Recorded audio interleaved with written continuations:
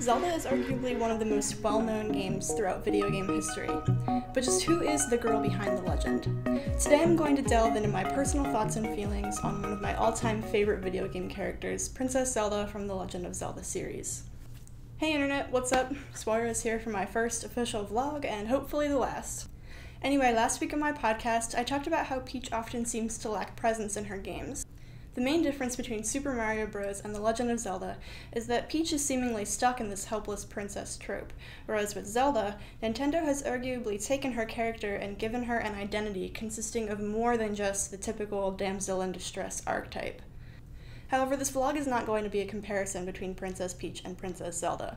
What this vlog is going to be is a speculation on, given the advances of feminism in video games, has Nintendo done enough for Princess Zelda? 1998's Ocarina of Time was arguably the first time we see Princess Zelda take on a more active role in her games. As most gamers are already familiar with, Link pulls the Master Sword from the pedestal, and he is then sealed in the Sacred Realm for 7 years. When he wakes up, he meets a mysterious man named Sheik, who teaches Link various songs on the ocarina throughout the duration of the game, allowing Link to warp from one location to another. But more importantly, Sheik imparts a lot of useful advice and wisdom on Link, and encourages him to continue on his quests to save Zelda. Plot twist, Sheik actually turns out to be Princess Zelda. Spoiler alert! It's revealed at the end of the game that Sheik is actually Princess Zelda, and I'm sorry if you didn't already know that, but this game has been out for 20 years, so if you haven't played it yet, that's not really my problem. What I find interesting about this development is the fact that throughout the entire duration of the game, the only way for Zelda to have an active role was for the player to think that she was a man. Now, admittedly, there is a pretty vicious debate throughout the fandom on whether or not Sheik actually is a male. But for the purpose of this vlog, I'm going to agree with the comic books of the Zelda series, which, by the way, are canon, that say that Sheik is a male.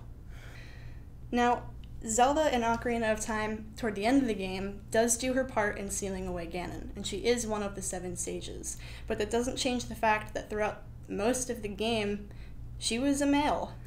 And as soon as it's revealed that she's the princess, she's immediately kidnapped. No, literally, it was like moments later. Now, similarly, in 2003, we have The Legend of Zelda Wind Waker, in which we meet Tetra, who is a very feisty pirate. Now, Tetra is a kick-ass, take-names kind of woman. She's kind of a bitch, but I really appreciate that. I love Tetra. She's got major attitude, and she's not afraid to show it. As in Ocarina of Time, it turns out that Tetra is Princess Zelda, and we don't find this out till the end of the game. But what's interesting, the difference, is that Tetra had no memory of being Zelda, unlike Sheik. This could have been an excellent opportunity for Nintendo to impart a more unconventional disposition onto a princess character. But instead, they completely change her personality and appearance. As soon as Tetra becomes Princess Zelda again, she becomes reserved and apologetic and pale. They took away her suntan. What? I love Nintendo, and I wish I could defend them on this, but I really can't. There's not even any linearity within Zelda's feminist evolution. Even with these debatable improvements in Ocarina of Time and Wind Waker, where we have Sheik and Tetra, 2006 rolls along, and then we get The Legend of Zelda Twilight Princess.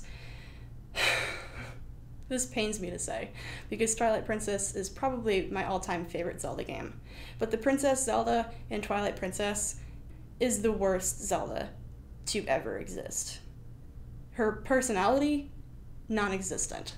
She's dull. She has virtually no dialogue. Pretty much all actions of hers throughout the game are off-screen, or not that significant. Okay, at the end of the game, she shoots some light arrows. Big whoop. She misses half the time anyway.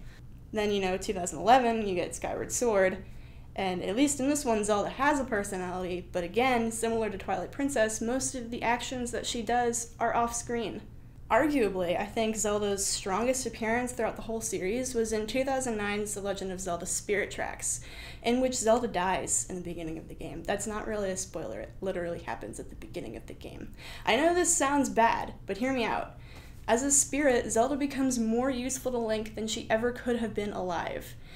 Spirit Tracks features a really interesting dual problem-solving mechanic in which the player has to use both Link and Zelda and their unique skills to work together.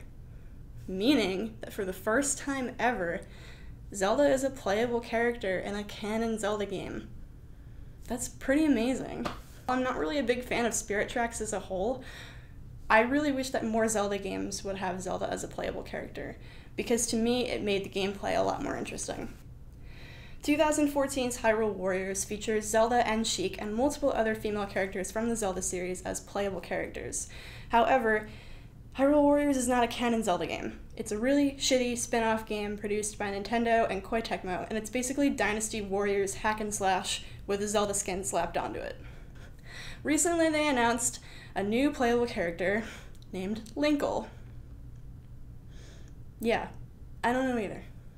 Linkle is basically a female Link, and I understand the sentiment behind it, really I do, but honestly the whole thing just kind of ticks me off. Why do we need a whole new female character when we have plenty of female characters already existing that just need a little bit of love? One thing that I can give Nintendo is that they have at least never sexualized Zelda in any way, but honestly, that's not really that big of an accomplishment. Like, okay, so you didn't put an adolescent girl from a family-friendly game series in a chainmail bikini. Congratulations, you want a medal? Personally, I think it's high past time for Nintendo to archive the archaic Zelda formula. I think Nintendo is cozy enough to be able to afford to take some risks. I want to see a Zelda that doesn't need to be rescued. I want to see a Zelda that fights alongside Link. I want to see a Zelda that's more independent. I'm not saying Zelda's never done anything in her games, but what I am saying is that I'd really like to see Nintendo take the character for whom the series is named and make her more present. I'm not sure what Nintendo has planned for the upcoming game this year, but I'd really like to see something in regard to Princess Zelda being more kick-ass. Anyway, that's all I've got. That's just one girl's opinion. Leave yours in the comments. For now, Suarez out.